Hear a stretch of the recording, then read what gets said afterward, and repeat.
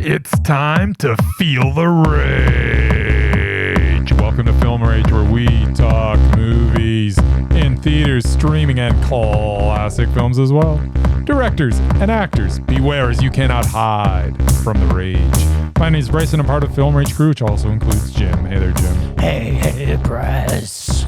And no Murman. Where's Murman? Murman is at the Calgary Stampede, slugging his guts out on the stage. What's a Calgary Stampede? Never heard of it. It is the greatest outdoor show on earth. According to who? And according to the people that run the Calgary Stampede. Ah, well, that seems like a bit of a biased opinion. Yes, but you know what's Full more... disclosure, I've been to the Calgary Stampede. It's not the greatest show on outdoor show on earth. It's not the greatest any show. No. But you know what? It might be this year because guess what? Murman gets to wear when he's on stage because he's kind of a background person. Right. He's wearing a tight black leotard.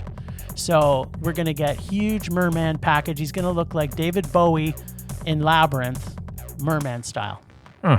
That's worth the price of admission alone. Exactly. It could be the greatest outdoor show on earth. It might be with the Merman in a onesie. Yeah. I'm going every night. There we go. All right, so with the introductions out of the way, let's rage on. Wow. Thanks for all who've been supporting us. If you love our independent podcast, please like, subscribe, share, and give us a 5-star rating on your listening platform. Or, even better, join the Film Rage community by joining our membership at buymeacoffee.com/FilmRageYYC. And if you cannot commit to a membership, you can still buy us a movie rental and dare us to see a terrible film. And we'll watch it if it played anywhere in the world in a cinema. That's the only rule. Anywhere. Even once, even if it was paid by the director, which Bryce has had to watch to play his movie in a movie theater, we will watch it. Now, let's get to raging. Get to raging. Get to some Merman predictions. Yo, let's do that. Well, that's part of the raging. I suppose. What would amazing Merman predict? What would amazing Merman predict? Will he predict the rage or will he predict the mondo? Will he tell us all what Jim and Bryce saw at the movies last week in cinemas? Here he comes swimming to you. Swim, Murray, swim, Murray. Swim, Murray, swim. Swim, Murray, swim, Murray. Swim, Murray, swim. Swim, Murray, swim, Murray. Swim, Murray. All right, so even though the Merman can't show up, that's my best British accent. Can't show up. Because Murray can't shut up. No, can't show up. Yes. He's given us his predictions. Right. And these are the 5 movies that Bryce and Bryce luckily was able to see all of them, as was I, in cinemas. Yes. So we saw Kinds of Kindness, which, you know, we probably should have a lists episode because I think that's Yorgos' his 8th film. Is it? I think. I don't think it is. But we'll go through that. I think it might be you know what? 7. We'll throw in a list segment even though we didn't have time because we saw 5 movies. Right.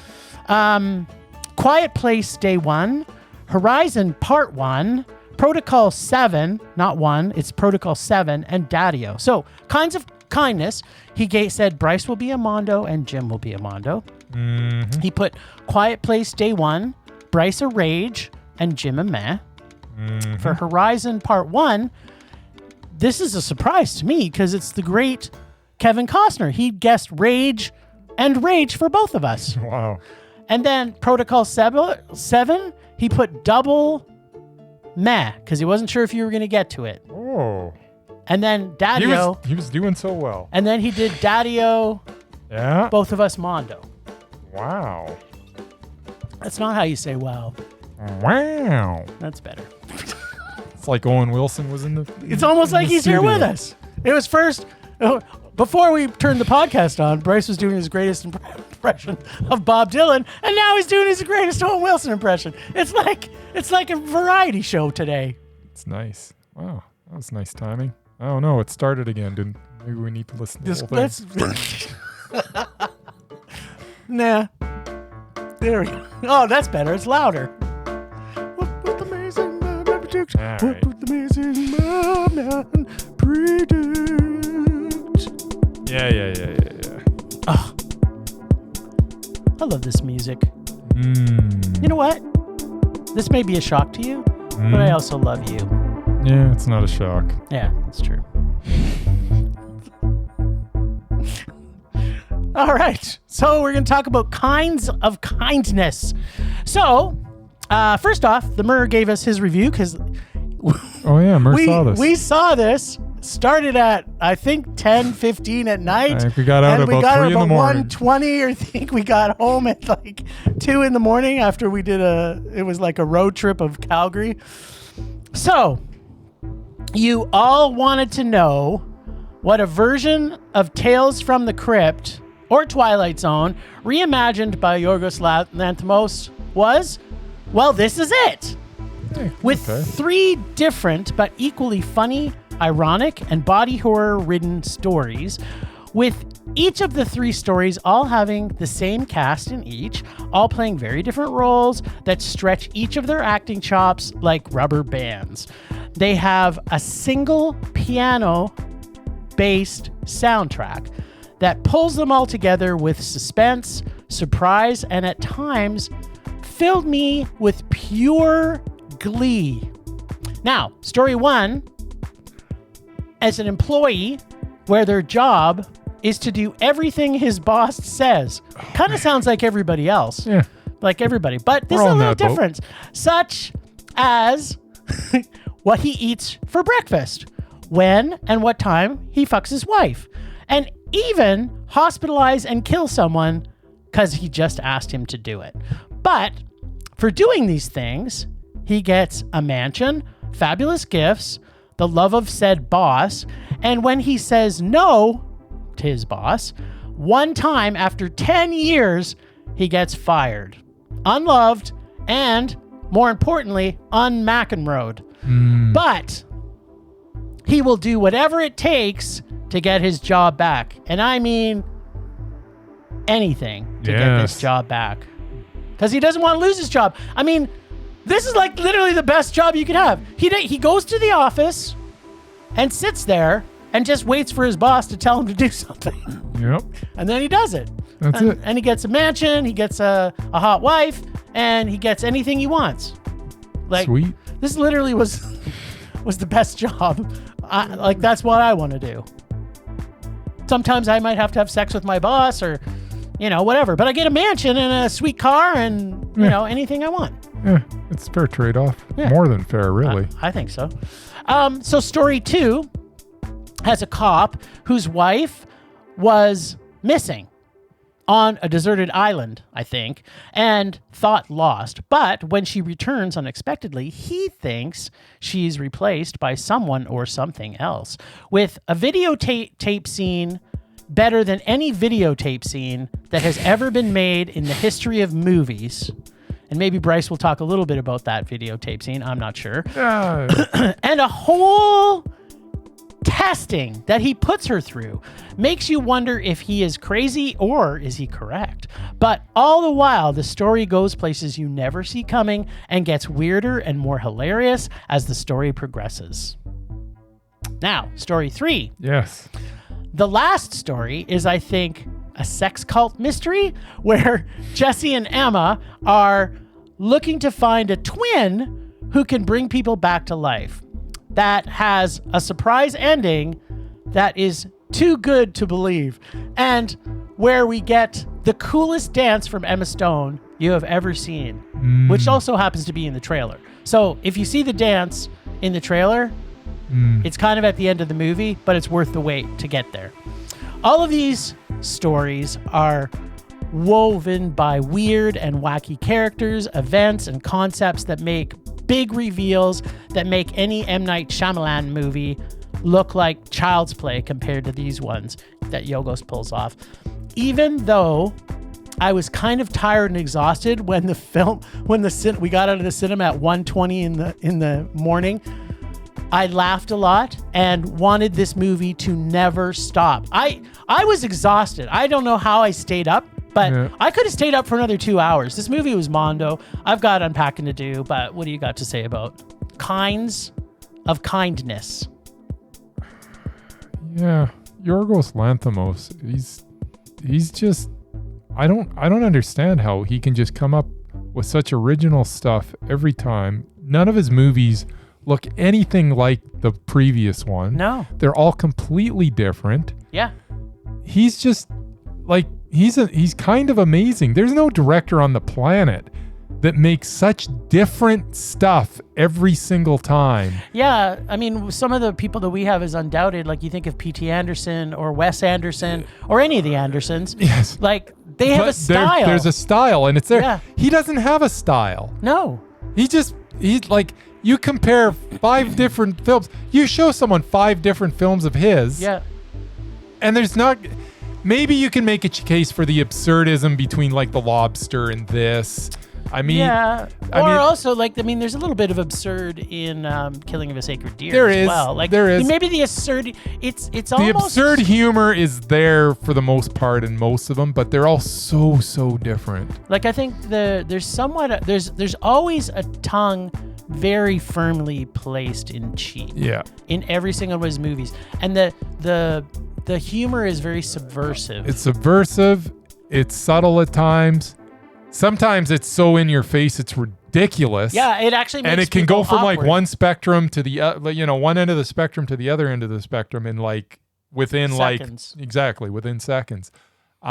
This movie was absolute genius. Every single frame was enjoyable. Like there's not many times where you sit in a movie and you're just absolutely giddy to be watching this movie through the entire thing, and it's so funny. It's like, this is comedy. Yeah. This is how comedy should be. It's very dark black comedy. Like, it's very, like, all the things that are happening in it. There's some fucked up weird shit that are happening to these people. Yeah. And some of it's terrible. Oh, absolutely. But it's hilarious. But it's hilarious, especially when, like, they have this cult that they're in one of the stories, and, like, it's kind of a cult, but at the same time, it's like this journey that they have to do, and you don't even know why the journey's there. And that's the whole thing with every one of these stories. You're introduced to characters, you know the characters, but you're not 100% sure of what the situation really is. Yeah. Because you're not 100% sure of how, like in the first story, how is this job like happening, and how does he make money? What is it, and how has he got so much money that he can make all these things happen? Yeah. Like, you don't know, and it doesn't matter. No, it doesn't, because it's so damned entertaining. But that's, I think, again, like, because he's poking fun at society a lot, at his films. This one is like the ultra rich, right? Like, he's just pointing at the ultra rich. Is just like, they have so much money, they can hire people to just do whatever they want when they want them to do it. Yeah. Like, and even the end of that one, he climbs into bed with them and says, I had faith in this one. It's he's like, I'm keeping this one. It's like 10 years and he's back. Yeah. But some of the things that I had listed, I want to pack. Anyways, I haven't given my rating yet. Oh yeah, no, it's Mondo, because it's obvious. Yeah, and Jesse Plemons just continues to blow me away every time he's on screen. I just love this guy. But yes, this movie was Mondo. And it's funny because both of them, I think we had Plemons on at one time on Mesmerizing, but he got punted early in his career. And so did Emma. Well, Emma went up against I don't remember, but Olivia Colman. So well, that's like, rough. Yeah, that's rough against anybody. Let's face it. Which was in a Yorgos Lanthimos movie. Yeah, it wasn't a Yorgos Lanthimos movie. But the videotape scene, we have to talk about the videotape scene. Okay. So there's in the one scene where the cop is, he's got a partner, and they're very, very, very, very close. Mm-hmm. And you don't know yet that Emma Stone's character, who is his wife in it, that she's actually missing. You don't know that. Like, you think she's dead. The way that they're referring to her they're kind of referring is that she's probably dead. And so they go to dinner together. He really wants to watch this video. Yeah, he keeps saying, is it okay if we watch the video together? And they're like, they're kind of going like, they're kind of like, be a little uncomfortable with that. A little uncomfortable, and we're kind of just sitting there going, like, hey, what video could cause this much discomfort? So they go and sit down in the video room, and it's a group sex scene with the four of them. Of course, Emma Stone's not there. It was literally the best scene. Like, it comes, like, these are the kind of reveals that, M. Night was kind of known for. But when you see the way Yorgos does it, it's just so much more brilliant. Yes. Oh, my God. Yeah, so that's one. The scene where, so again, same short in this one. The shorts were probably all about an hour each, bringing it to 3 hours, roughly. So there's a scene, where he thinks his wife is not his wife. Yes. So he's trying to test her. Oh. And so he asks her, he says, you know what? I want you to he's like, do you want me to make you something? Yeah, I want you to cut your thumb off and then cook it up for me, and I'll eat it with some cauliflower. Yes. And then you kind of think, okay, well, obviously she's gonna leave him or whatever. Yeah. No, she does it. Just chops her thumb off. Just chops her thumb off and serves it to him with some cauliflower. Actually, it looked like a really nice meal. Then, of course, after chopping your thumb off, you're gonna faint, because that's just what's gonna happen. Yeah. So yeah, she faints, but when she comes through, she fries it up and serves it to him. Yeah, she wraps her hand up, and away she goes. He didn't even eat it, though. Yeah. The other thing is the characters in each, even though there's got that quirkiness to it, they're all so different in every single one. Like, each one of them, every single person that's in every movie is in every other movie. Yeah. And sometimes they're smaller bit parts, sometimes they're not. Bigger. But all the way, it's Plemons and Stone that are the primary characters in each one of them. And then the second most secondary would be what's-his-face. What's his face? Willem Dafoe? Yeah, that's the one. Yeah. Good old what's-his-face. He's in it a lot. Yeah, he's like the secondary character for the three stories. He kind of, Did you not love the piano, though? Like, the whole musical score is this one piano. Yeah. And it's like, there's times where he's just like banging on the piano. And then sometimes it's just like, bing. It's like one note. But I've never seen that, and it transformed to me, that was the tie-in between all of the movies, was the piano. It was the score was the tie between them all together, because none of them are related. No. Like, here I thought, there's going to be a way he's going to tie them all together. No, he just, made 3 shorts and wanted to make a movie out of it. He had some of the best actors on the planet in the movie. Why not? Yeah. So good. Yeah. Just so good. Yeah, well, we'll go through him on the list, which we weren't going to talk about, because I think that may have made it for him. And seeing as how Murray hasn't seen 2 back-to-back and reviewed it, good, we might be safe. All right. So, the second movie that we went to see, probably the biggest film, maybe, I'm going to guess. It played at the most cinemas, maybe, is A Quiet Place Day One. I don't think anybody went to it. Maybe. Oh, A Quiet Place Day One, I'm all out of. Yeah, no. Were you thinking Horizon? Yeah, I was thinking Horizon. Oh, yeah, that's not the biggest. Okay, so first off, the Murman gave it a meh. Okay. Just so you know. So, buddy road movies are not my favorite. I do know that. What's that you say? A Quiet Place? The road trip? Yes. This was a buddy road movie wrapped in a quiet place backdrop. What makes this one different than all other road trip buddy movies is this one had an awesome cat named Frodo. Although, in Lord of the Rings buddy road trip movie, we did get a Frodo, but he's not a cat. So that makes this the only way that's different, is because both Frodos, one's a human. Well, one's not a human. One's actually a hobbit. And the other's a cat. So, but also, this has the most beautiful and mesmerizing person in the world as its primary star, Lupita Nyong'o, who, at one point in my life, I need to marry her because I'm so madly in love with her, who happens to be dying of cancer when day one happens. This takes us on a journey to hopefully get us to enjoy a dying woman's final wish of having the best pizza in New York City, as far as she's concerned, before she either succumbs to her cancer or evil creatures from outer space devour her. She eats pizza or pizza face alien eats her. Let's face it. Not every scene with the CGI in this is great. And it's not necessarily the greatest CGI you're ever going to see in any film. But what this film does is it captivates you with its amazing quietness in a very picturesque landscape of New York, which never has quiet any time when you're in New York. There's always a siren, there's always a this, there's that. So that alone, like the cinematography, the green screen, the scenery in this is fantastically brilliant. Along with that, it has characters you deeply feel for and takes two unlikely people who normally would never interact, come together and share a journey that both are equally supported by an emotional support animal who happens to be named Frodo.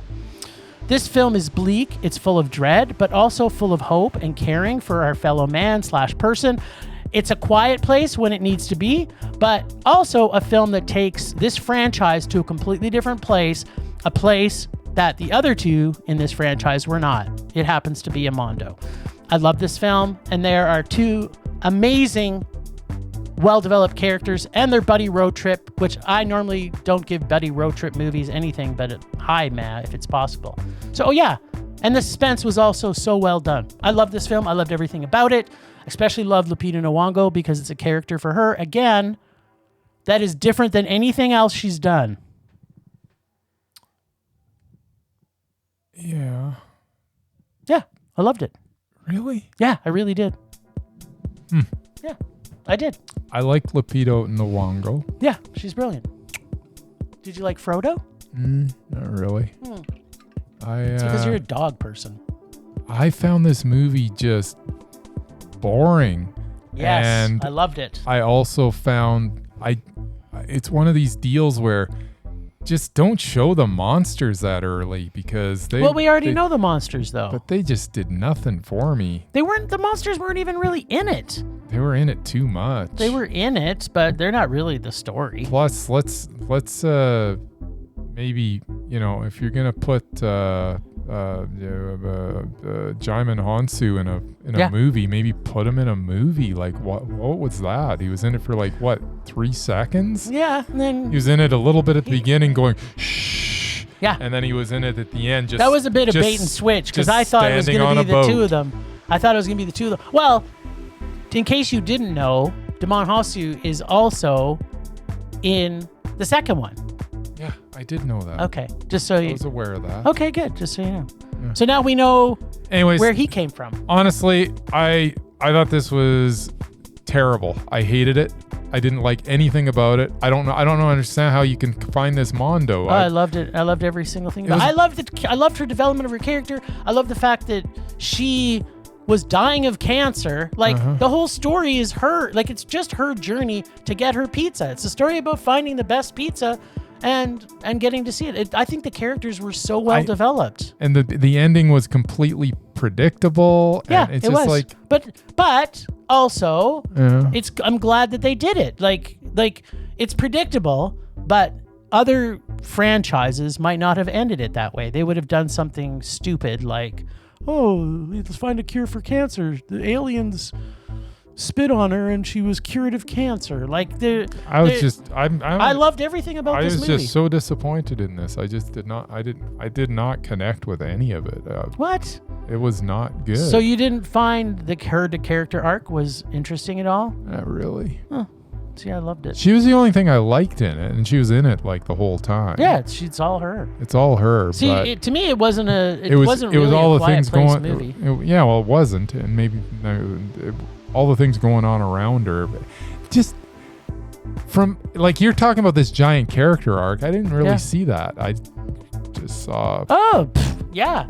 I mean, she's dying of cancer. She's angry at the world. Yeah. And they the show she's her dying of cancer, and she's accepted it. She's accepted it, and you know what? It's a journey. Maybe you haven't been around enough people dying of cancer, I guess. I wish that were true, Jim. I wish that were true. Okay, so to me, I thought it was good, but it's not. And that because of that reason. Yes. I loved her arc. I thought that her journey to get that pizza and where she went with it, and the fact that he was along for the ride. Frodo was there the whole time. Frodo was the second, in my opinion, the second star of this. I loved Frodo. Yeah, there was nothing about this movie I would have changed. Not 1 inch of it. I would have just changed one thing. What's that? You would have made it better? I would have just not made it at all. Oh, okay. Well, you know what? I'm not normally a fan of sequels, but like I look at this one as, I didn't even really think of it as a Quiet Place. There was some Quiet Place moments, but it was a dying person of cancer trying to get the last pizza before she drops dead. Yeah, I didn't like it. And then she didn't even get the pizza. So, and then she realized that the best pizza is not necessarily the pizza itself, but who you're eating the pizza with. So, yeah. Is that what she realized? Yes. Okay. Oh my God, were you even watching this movie? I watched it. Okay. Apparently that was obvious to me, but. Yeah. Didn't like it. Okay. Well, Murray predicted that you wouldn't like it, so Murray was right. Probably because you kind of gave a big sigh when we talked about you give too much away to the Merman when we're seeing him. Yeah, maybe. Anyway, yeah, there we go. So, you know what? I'm kind of happy we both were on either ends of the spectrum of that one. Like I just did not. And I did not like the cast other than Lupita Nyong'o. I did not like what's his name? The nurse dude or the guy that was with her? I like Alex Wolff and everything. Oh, okay. He's awesome. The nurse dude is good. Yeah. But Joseph Quinn is the Eric. Him. Is it Eric? I think it was Eric. Yeah, Eric. Yeah, Joseph Quinn. I didn't mind him at all. Yeah, I kind of thought he was dorky, kind of a geek. He was a lost boy that's, in New York City. He's a Londoner who's going to end up dying in a country that's not his own. I thought his arc was also great. No. Yeah. And I don't like... Maybe that's why I like this movie, because it's not like a traditional buddy road trip movie. Maybe that's it. I don't even know why you're calling it a buddy road trip movie. It wasn't. That's exactly what it was. They just walked around a little bit. That's what a road trip movie is. A buddy where they're like weren't buddies, and then they became buddies, and then they walked around and traveled. It's like a road trip movie.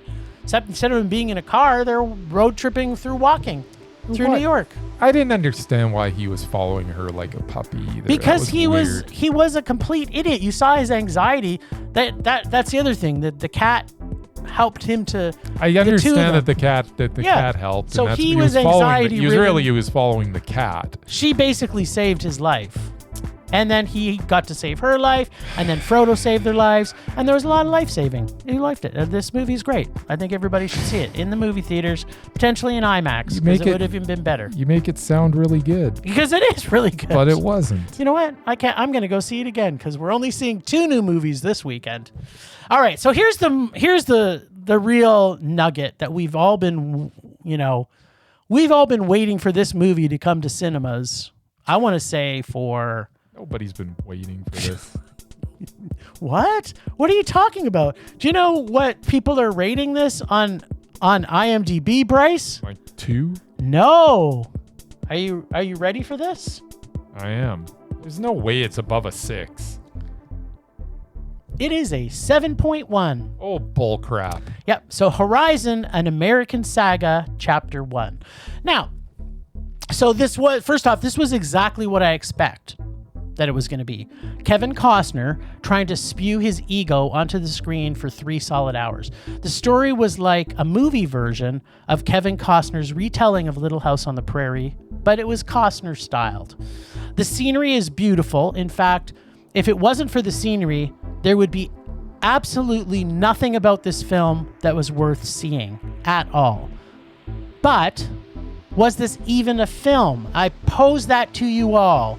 The acting, for the most part, in this is completely brutal, with terrible dialogue, but mostly the script. It's like it's assuming every single person watching was a complete idiot, and every person in the movie was also a complete idiot, who's saying each line of dialogue as an idiot would. The story is nothing new, but what makes it worse is that the music score is as canned and TV unlistenable as humanly possible. And it was made, every scene which this was in 2 times longer than it should have been, which made it 2 times worse. On top of every scene being 2 times longer, it was 20 times more fakely, I'm putting this in heavy quotes, overly dramatic than any film version of a Western scene prior to this film.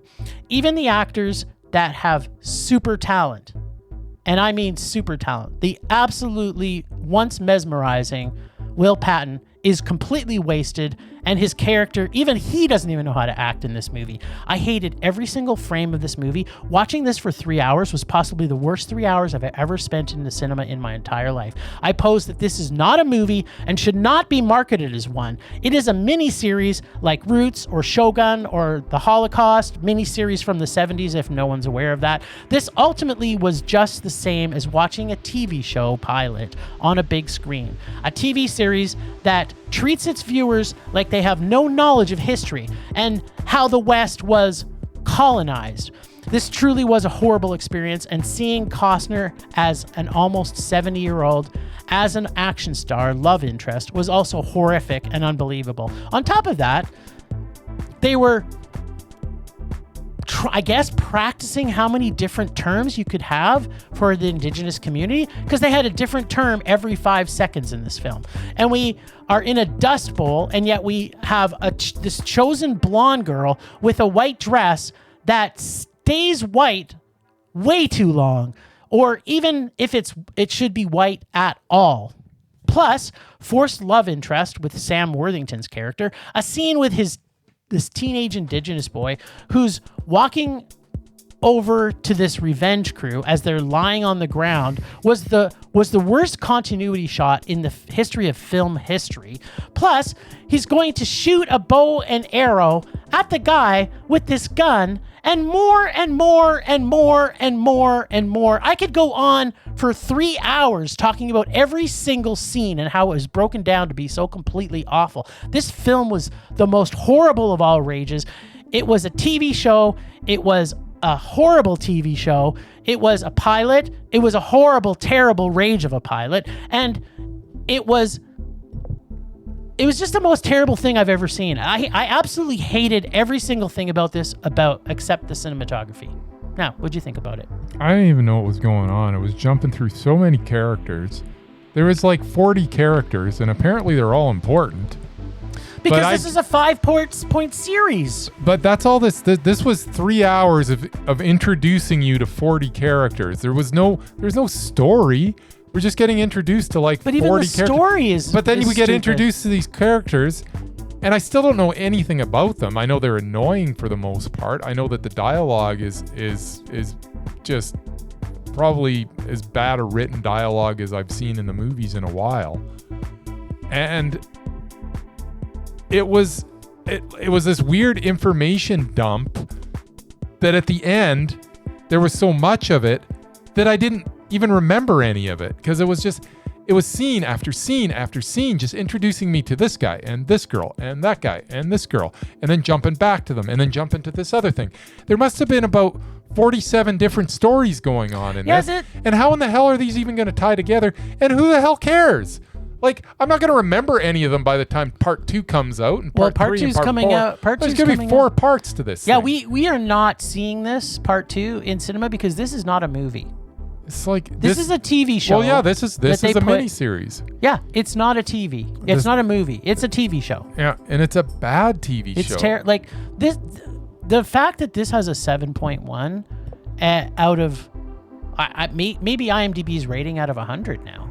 Is that why it's a 7.1? I don't know how it could be. It's not out of 100. Like this is I guess what people who like Yellowstone. I don't understand Yellowstone either personally. Yeah. But like if people like Westerns, maybe they'll like this. But you can't tell me this dialogue was made for people to have some original thought. Yeah, it's just horrible. The IMDb rating is mostly the public and the people that went to see this. Yeah, and I don't understand how they could give this such a good rating. I will say that I was kind of curious because I hated this so much that I'm like, okay, let's just look at a couple of critics and see what they thought of it. Because I was like, and that's not normally something you do. No, it's not something you do. But I was so curious because I'm like, this has so got to be horrible. absolutely just blasted by everybody. Because I know that something this bad could not possibly be. And you know what? I was quite pleased to see that the critics are absolutely slamming it too, because it is garbage. It's so and they're out and out saying it just like we are. This is garbage. This is this giant passion project for Kevin Costner, and there is no direction to it. It is just it's a TV show. Yeah, he just threw so much at this.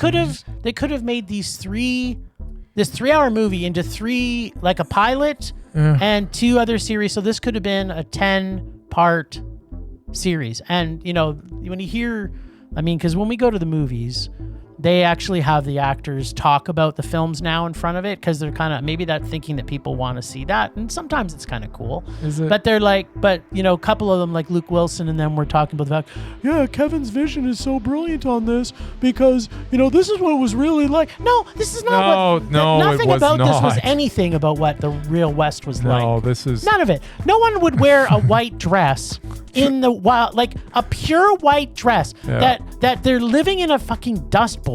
Yeah. And this little girl who has no character development all of a sudden is now the darling of this entire army. Like, it was just, every single scene made me angry. And then what is with the 5 minutes at the end of it of it's like a 5-minute trailer of what's to come at the end of it. Like, I was wondering, is it a trailer, or is it like now it's kind of fast forwarded through all that and then we start? No, that's that's all going to be stuff in part 2. I guarantee it. It's just that was so bizarre though. Yeah. It's like, what in the hell is going on? But you know what I did when my wife and I, because I have to give a big props to my wife. By the way, this was arranged. Oh yeah, thank you. I have to give props to my wife, because when you're not around and I force her to go see these movies, I try and think of ones that maybe, but every single one I take her to seems to be like they get worse. Yeah. The whole time in this movie, she was going, what the fuck is this? Like, she did not shut up through the whole movie. And I'm like, I'm perfectly happy with you talking to me, because listening to you is making me have a little bit of joy. I'm just like, oh my God, this is so terrible. And coming out of it, she was like, people, do not see this movie. Yes. Like, if you really like Kevin Costner, which would surprise me why anybody could, then, go watch his TV shows. And when this gets on TV, maybe watch it. But even then, I'm saying it's terrible, because it's awful. All right, well, let's go from that to maybe a movie that's maybe not as terrible. It's called Protocol 7. Wow, this film, which may, for all intensive purposes, have valuable technical data about mumps vaccines, and maybe all vaccines, for all I know. But what was needed for this to be valuable for anyone who sees it is an actual documentary with actual facts, proving facts. Because this was actually more like a retelling of this, for lack of a better word, story, which was the absolute worst film for every possible reason you can imagine. The story is weak. The backup for the arguments are basically one situation. And again, it may be correct, but the acting by every single person in this is horrible, as well as the direction, the production values, and everything that makes up a real movie. On top of that, you have Eric Roberts as your star, which he's not even really in it that long. It goes from scene to scene, telling basically just a five-page dissertation of a court case about Merck, a vaccine manufacturer, and even says it made this movie only to get us viewers to do research and bring us wisdom. Okay, that may be valuable. I'm not gonna argue with that. But I kind of wished I watched a 90-minute, 5-page dissertation that I read on screen, and asking me to read stuff online than succumbing to this horrible, horrible, horrible excuse for a film. This film was horrific and painful, and I will remember the name Andrew Wakefield, the director and writer, and hopefully we'll never have to see another one of his films ever again. I thought that after seeing the Kevin Costner movie, there wasn't possibly another movie I could see, let alone on the same weekend, but in theaters this year that could be possibly as bad as the Kevin Costner movie. Well, guess what, Kevin Costner? This was worse than your movie, and it's called Protocol 7. Yeah, it was awful. It's just I don't even know how to describe it. It is an absolute just propaganda machine. It's trying to paint all vaccinations with one brush because of one company that, and it even admits that it doesn't really have all the facts. So yeah, I don't know what to even believe in this movie. I mean, did you go to the website, by the way? No, I did. I'm not going to the website. I don't want to be. These guys are. I mean, if ever there was a movie with just the most in-your-face agenda that's ever been, like, the fact that it's limited release is because they're just trying to, like, I can't imagine anybody distributing this like widespread because it's so awful. The acting's awful.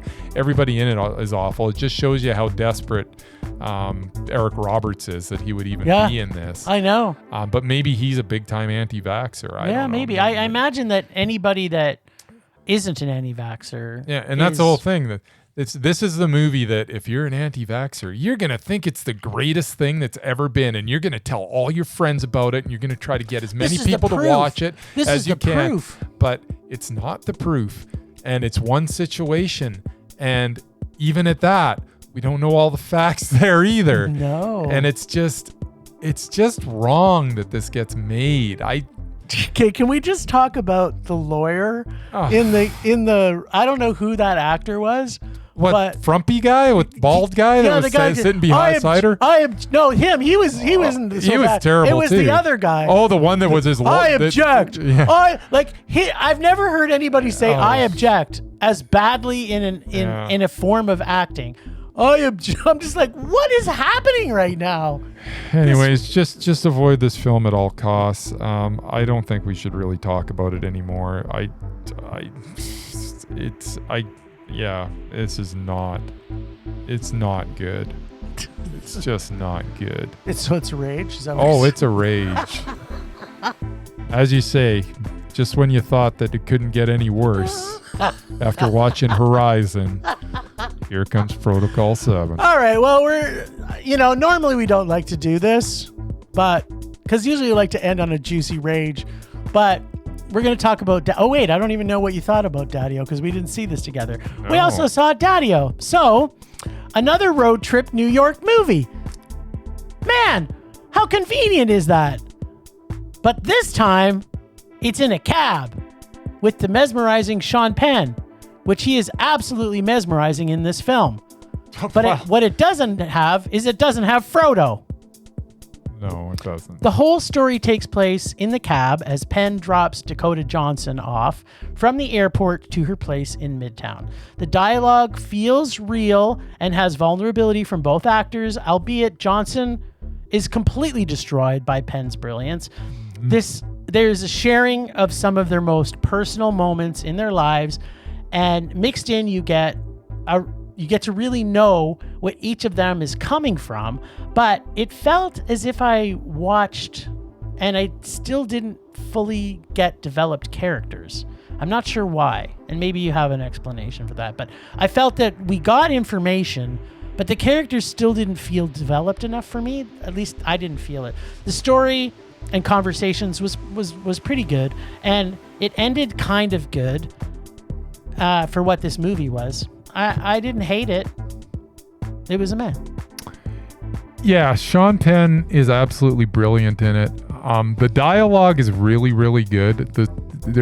I can't say that at any point when I'm watching it I was bored at all. Right. Considering that this whole thing just took place in a cab, that's pretty impressive. Yeah. It was very well written, but maybe I got to get over this Dakota Johnson thing, but I cannot stand her. And this is as good as she's ever been. Yeah, but she still annoyed the hell out of me. And but was it just I can't her? get over it. It can't have been just her. Like you must have felt like that. I felt as I was watching it. Okay, yeah, this is the story, but I didn't feel. And there's a point in the movie, and this is my test.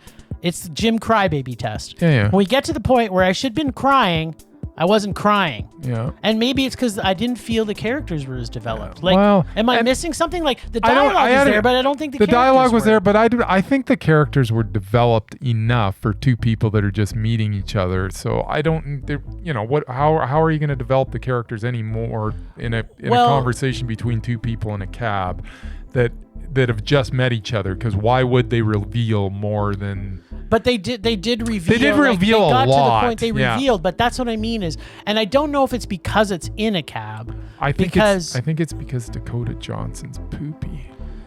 It could be, but honestly, in my opinion, I didn't have a problem with the character development myself. I thought it was fine. I thought I knew both of them good enough. The thing is, I like this movie, and I think I would have loved this movie if anybody else was cast opposite Sean Penn. I really do. I don't think that this Dakota Johnson is a very good actress. I can't, and to have her on screen with Sean Penn was almost ridiculous because he just destroys her with every line. Yeah. This is like again top of Penn's game on this. Yeah, and he's so good, but. And maybe it just shines. It's like when you have any super strong actor and there's only the two of them in the whole movie, really. So, but you know what? At the end of the day, Dakota Johnson wasn't so bad that it destroyed it for me. Yeah. I enjoyed it. It was a meh, but I think it could have been better with someone else. And as I said, with your character, I had no problem with how well developed the characters were, though. I don't know. I didn't feel it. I don't know. Like they had the dialogue, but I didn't feel emotionally connected. I don't know why. I didn't feel like it was like, I'm enjoying this dialogue. I kind of understand the words that are coming out of their mouths, but I wasn't enjoying. I didn't have the feels through the entire conversation. And so that's a measurement stick for me. I know it is. In regards to character development. In contrast, see, the problem with me feels, is I never feel anything anyways. So yeah, that's true. So you're soulless. What can I say? Exactly. Huh. But yeah, it was okay. Yeah, it was a meh. It was a meh.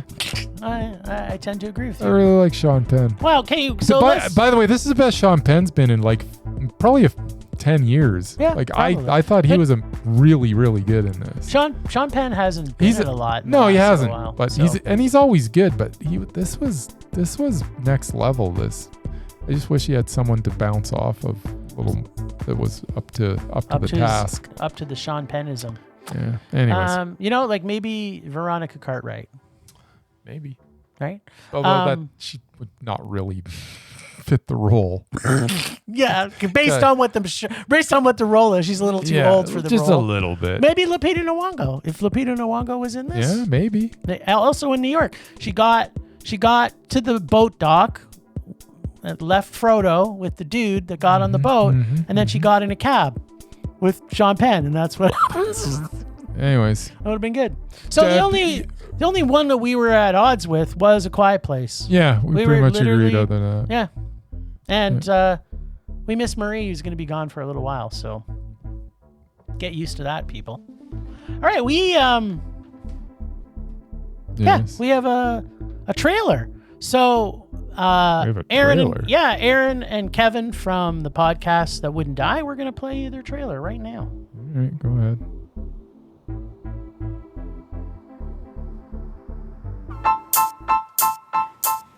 Welcome to the podcast That Wouldn't Die. I'm your host, Kevin. With me, as always, is Aaron. What up, what up?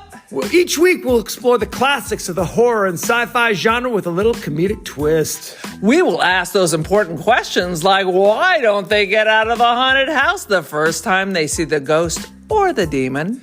Why do people feel like, hey, there's been a spooky disappearance, but I'm going to investigate myself, even though I have no investigative background? Or, why didn't I realize I was dead the whole time? These important questions and many others we will get to the bottom of. So check us out each week at the podcast that wouldn't die. Be there or be square.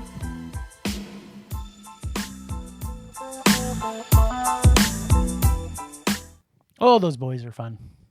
All right, then. Temperature rising. Vision blurring.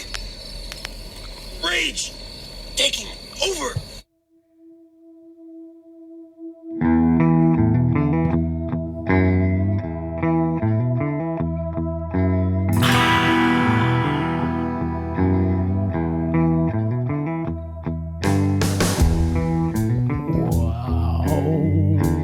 Sweet, sweet rage.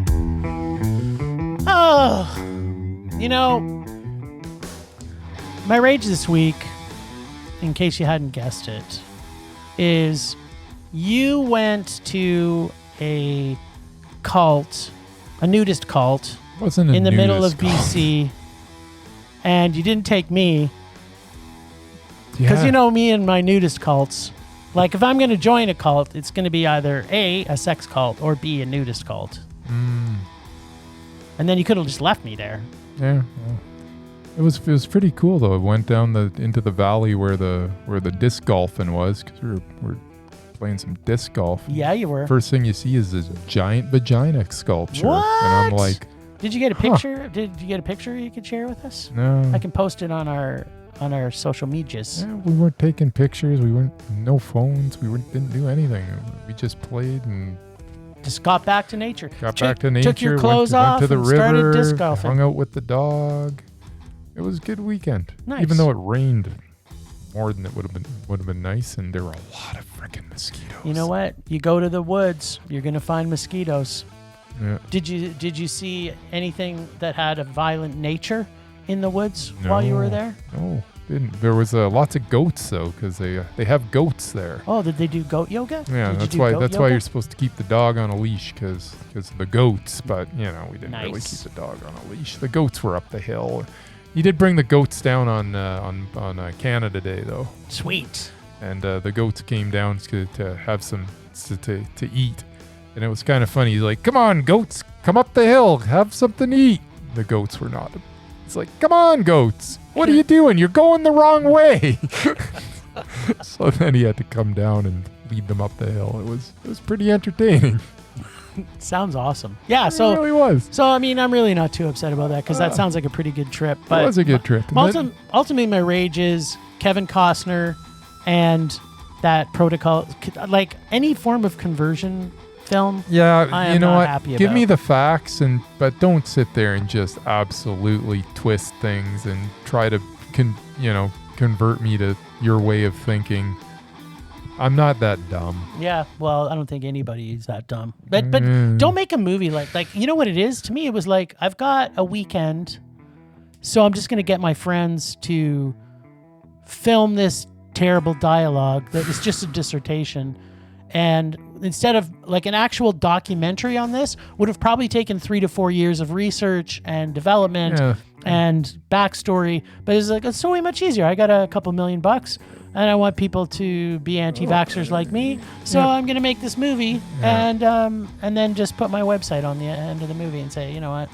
Yeah, I know this is a terrible movie, but just go to my website and I'll convert you. Yeah. And then Kevin Costner, like, stay on TV where you belong. That's it. Those are my two and a half rages. There you go. That's fair.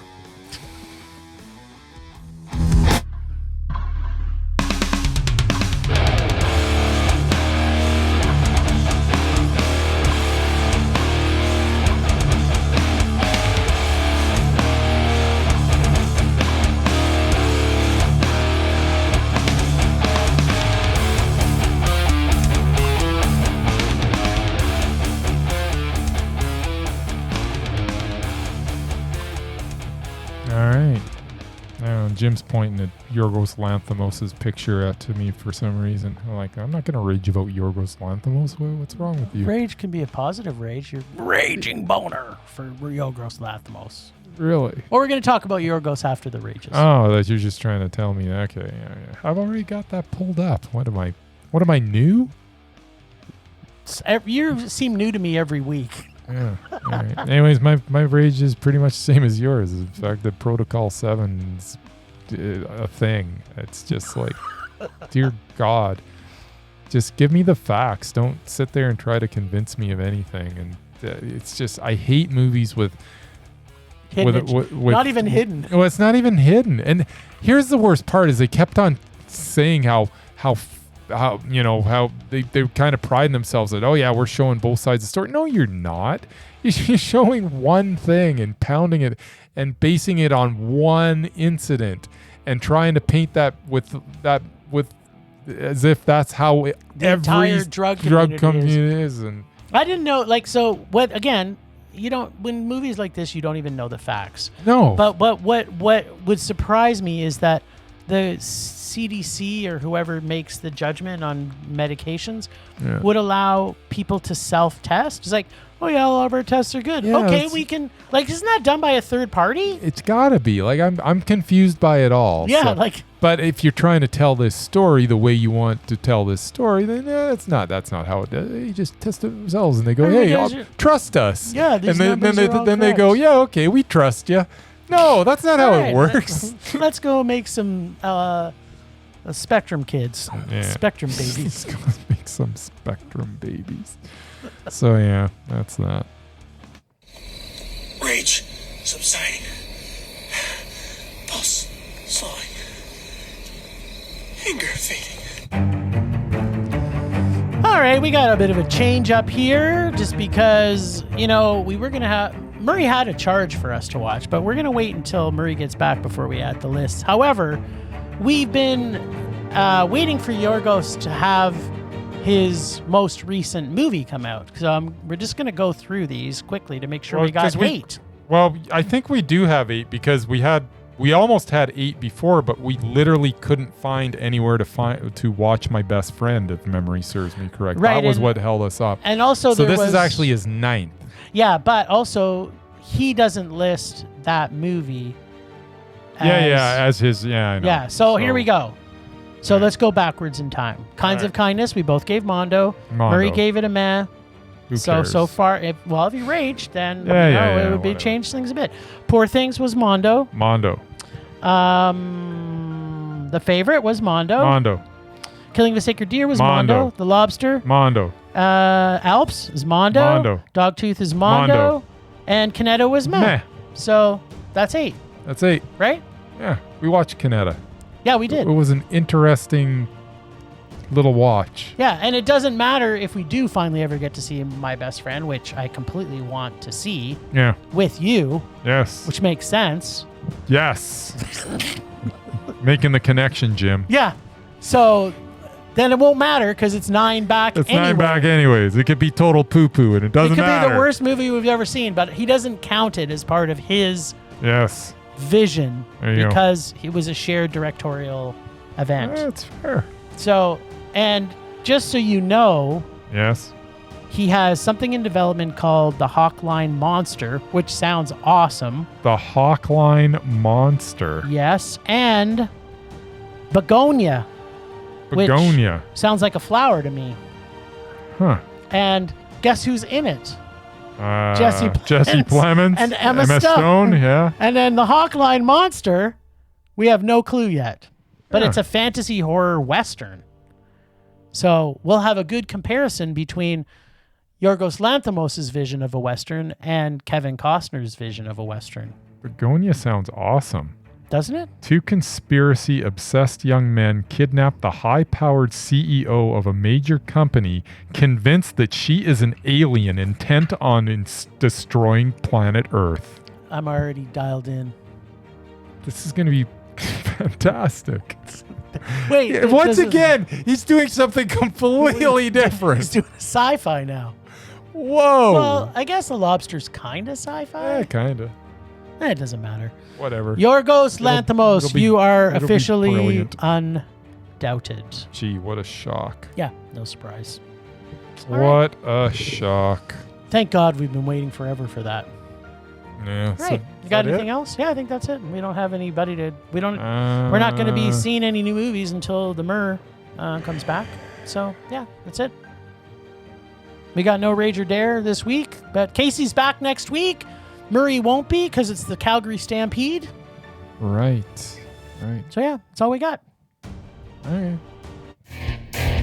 So, thanks, Ragers, for listening. Thanks to the extended Film Rage family, who you can find in our show notes. Thanks to Casey, our god of rage, from the Nerdy Photographer, for the voice of Rage or Dare. And as I said, Casey will be back with a rageful vengeance next week. Find us on social media everywhere at Film Rage YYC. Check out everything Film Rage at filmrageyyc.com, including our merch site for Redbubble and TeePublic. We're always wanting to make this a raging blast for all listeners, so please comment, like, and subscribe, and send us emails to filmragecalgary@gmail.com. There's to see terrible movies to fuel our rage. But no matter what you do, please, please, please, pretty please, please, please, make us